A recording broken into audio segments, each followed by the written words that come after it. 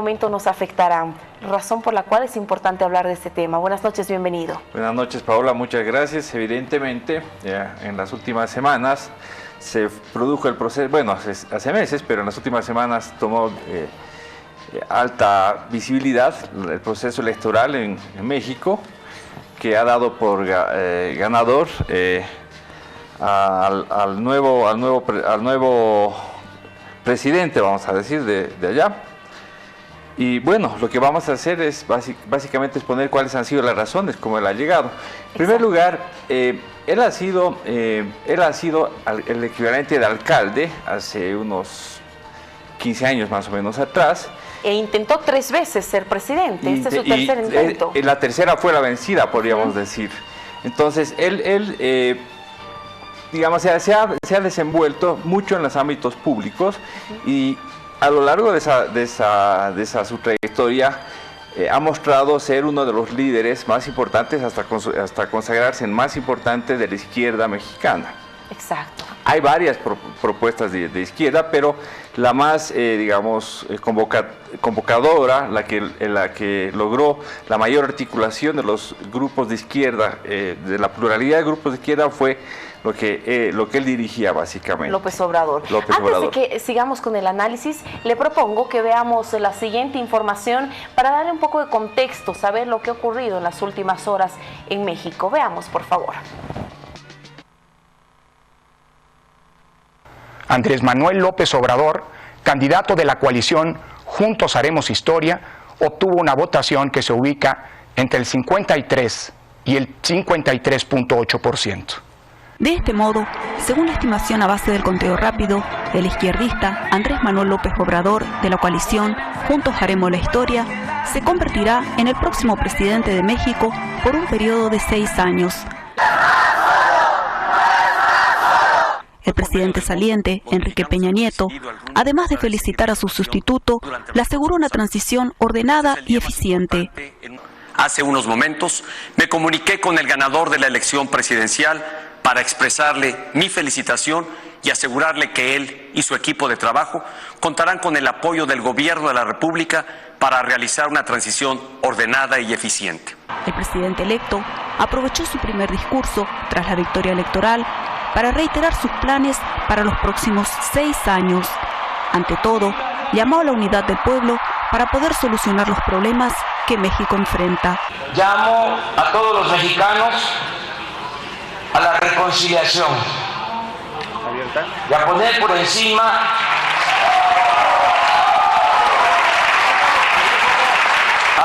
encima de los intereses personales, por legítimos que sean,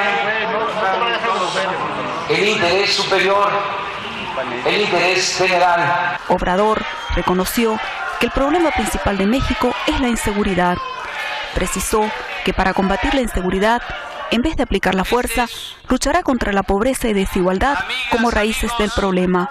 A partir de mañana convocaré a representantes de derechos humanos, a líderes religiosos, a la ONU y a otros organismos nacionales e internacionales para reunirnos las veces que sean necesarias y elaborar el plan de reconciliación y paz para México.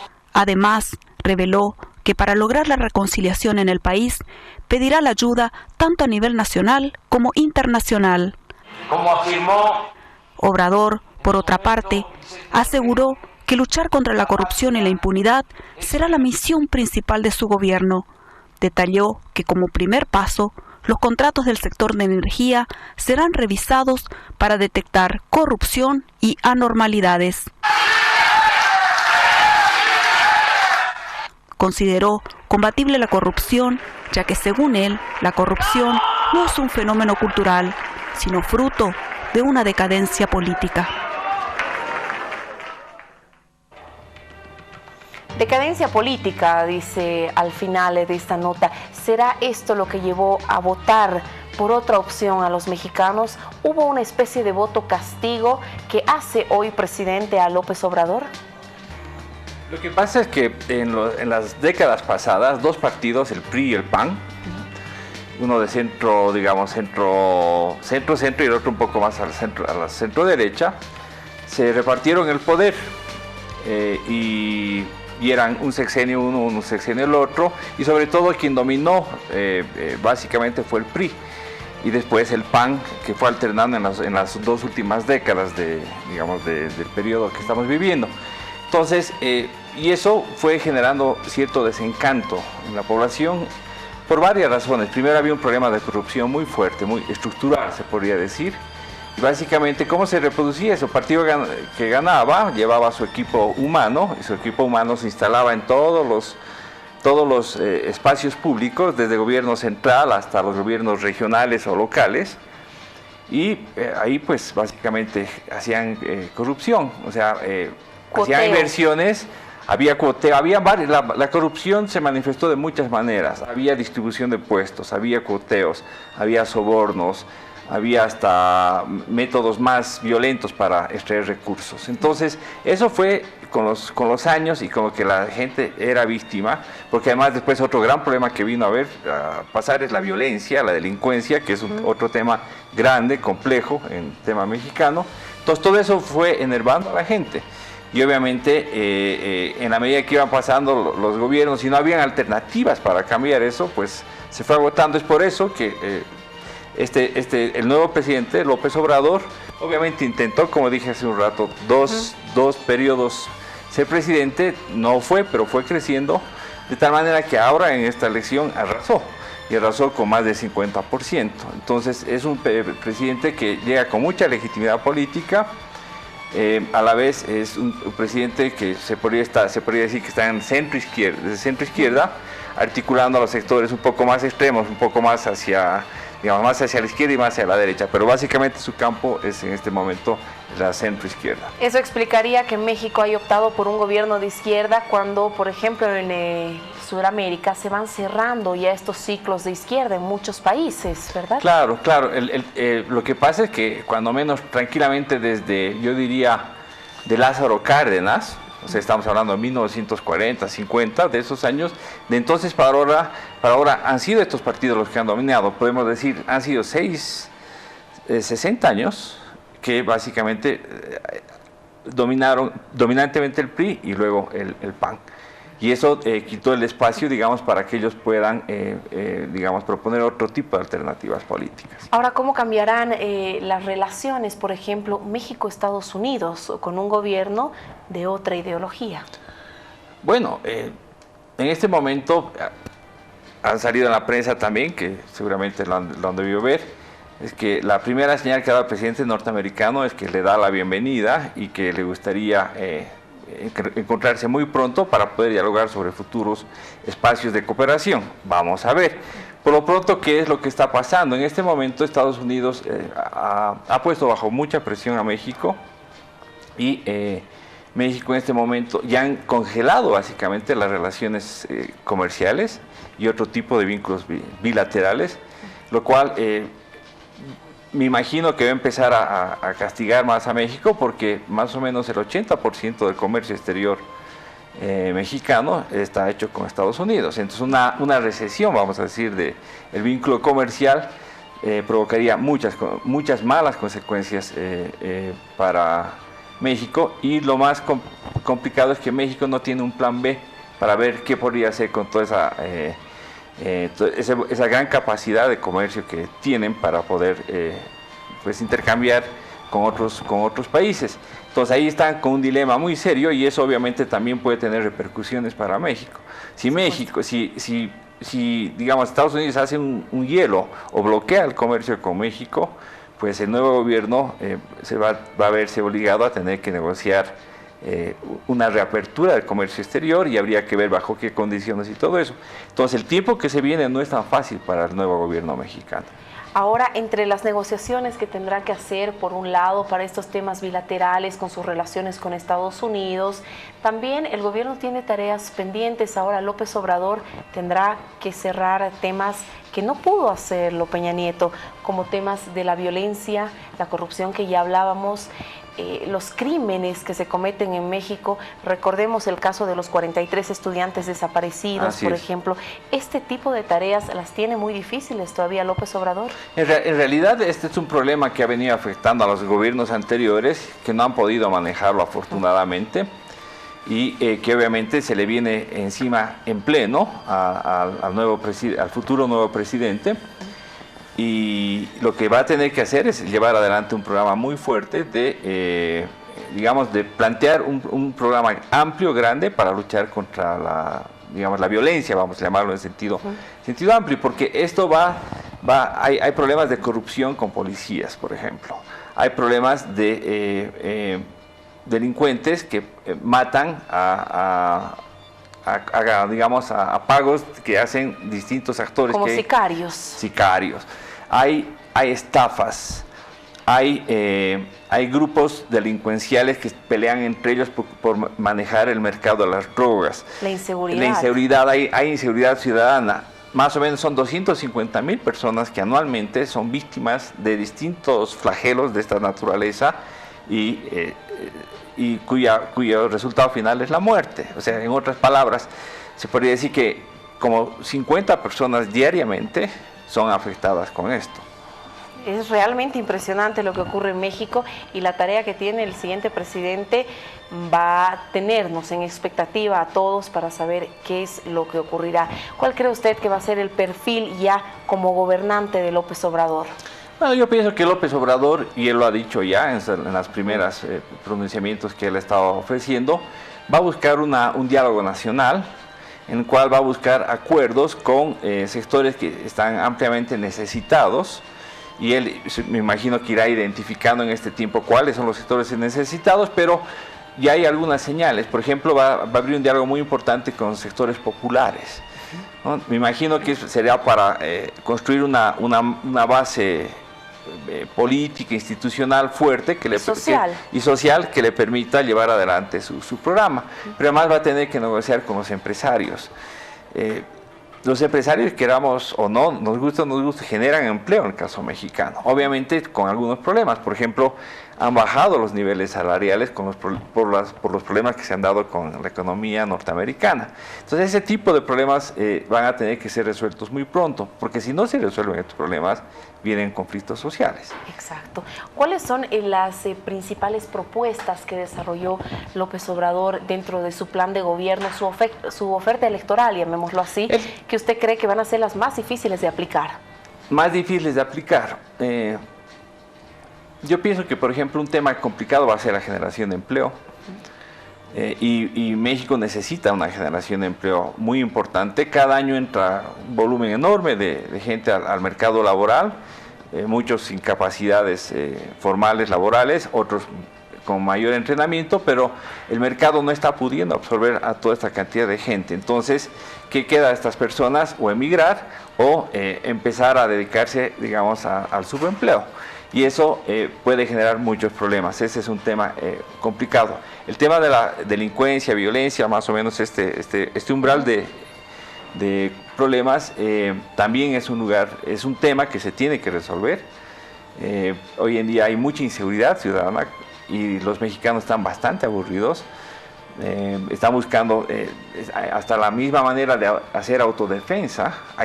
Hay colonias íntegras que se han cerrado y que no permiten que entre gente que no conoce.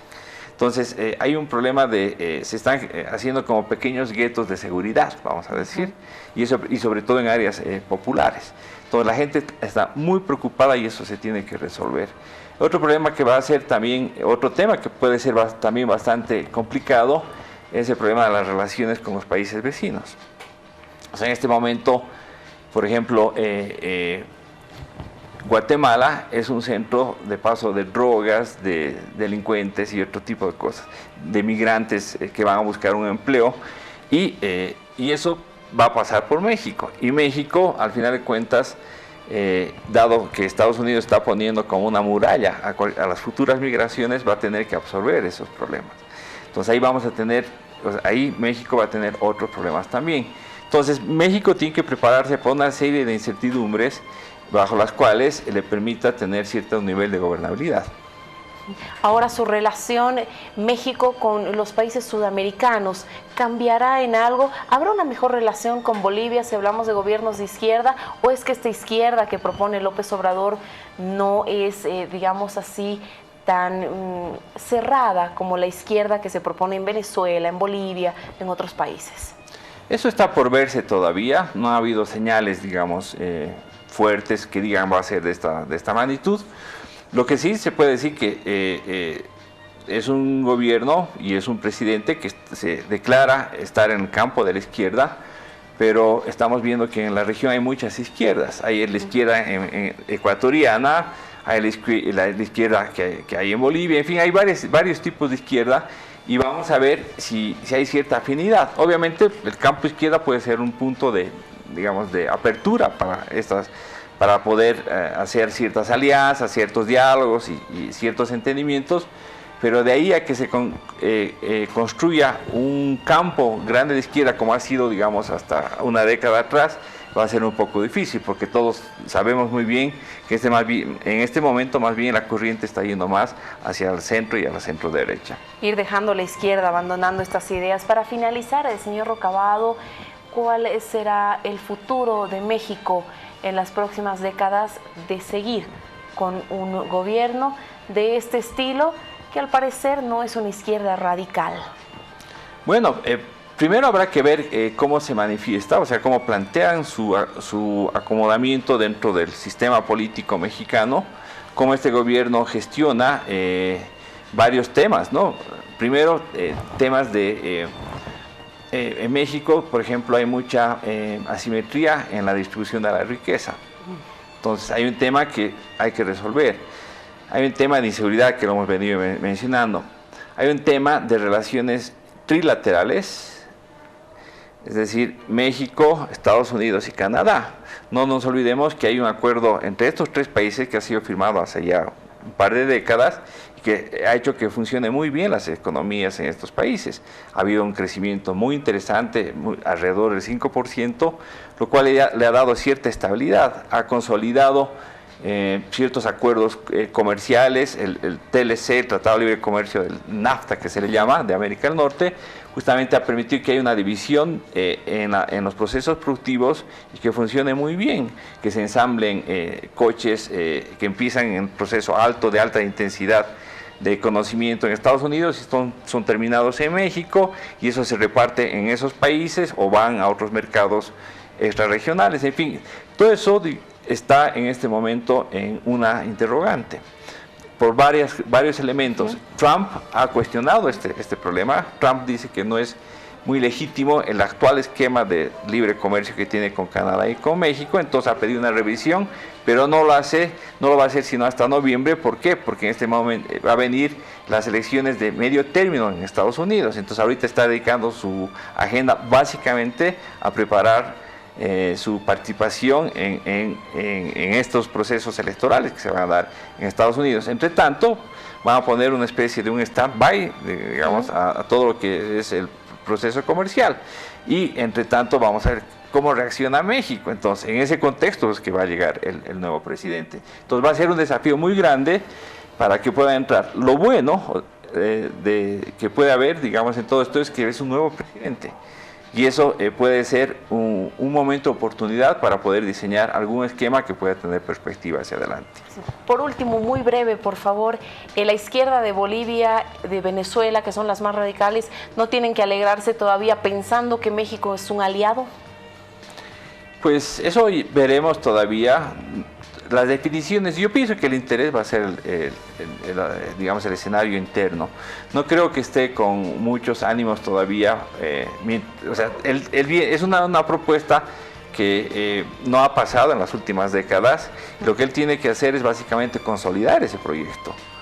Y ese proyecto va a pasar por muchas cuestiones, como decíamos, tiene que resolver, hay problemas de marginalidad, de inseguridad, de relaciones externas, hay muchos problemas. Tiene que mirar adentro primero y solucionar eso antes que afuera. Él tiene que hacer funcionar eso perfectamente y después ver cómo va a plantear hacia afuera. Obviamente no puede estar desconectado todo el tiempo, pero la prioridad en este momento es lo doméstico, lo interno de México. Y esa es la tarea principal que seguramente se va a abocar. Seguramente va a plantear, va a renovar las relaciones diplomáticas con todos los países que tiene. Es un país que tiene relaciones con casi todo el mundo.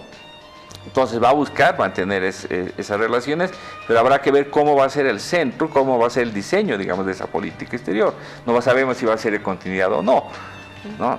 Normalmente se dice que México tiene una política estable, que es una política de Estado y que no ha cambiado radicalmente. Eso es verdad.